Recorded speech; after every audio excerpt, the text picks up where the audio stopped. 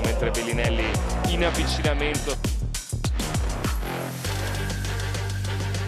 Eccola qui la bomba, la prima di Treviso, e la firma è proprio quella del capitano. Teodosic finta l'assist, Paiola al volo in angolo, Alibegovic con la tripla. Fronte a Adams, blocco di Vildera, palleggio, arresto, bomba! La seconda del capitano. Adesso prende posizione in angolo. E poi Paiola mentre schiaccia a due mani Alibegovic. Rischia non poco la De Longhi contro la pressione, poi riesce a superarla. A Logan che disorienta il serbo e poi infila la prima tripla della propria partita. Era 3 su 16 Treviso, centro della Virtus che arriva a rimorchio. Teodosic, Bellinelli e poi la schiacciata di Gamble. Due magie. Blocco di Gamble duro. Teodosic per Bellinelli al volo, cadendo.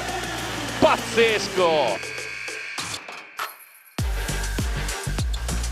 Abbiamo sottolineato più volte in questi 2 giorni la De Longhi, qualche problemino in difesa ce l'ha, in attacco si fa apprezzare Mekovulu. Qui recupera il pallone e poi Indaievai scrive il +9. Markovic sceglie la penetrazione, poi lo scarico, Ricci da 3 ed eccolo qua, +12. Ma quando entra un po' si finiscono gli altri. Russell, palleggio, arresto, tiro e canestro. Teodosic gioca a 2 con Hunter che si allunga per il massimo vantaggio virtussino, +15, time out Menetti. Gioca a 2 con Chillo, Paiola recupera il pallone per un attimo, in realtà lo devia nelle mani di Mekovulu, che adesso è un gigante col tap out. Russell, -7.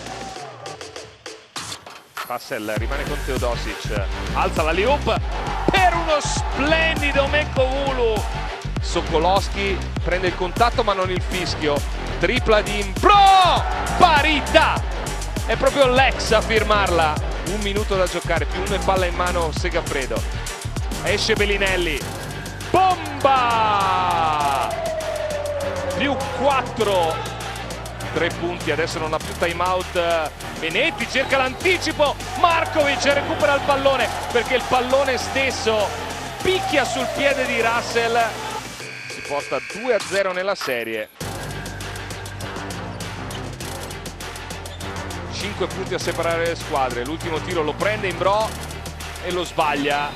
Finisce 88-83. Virtus rifila il poker stagionale a Treviso.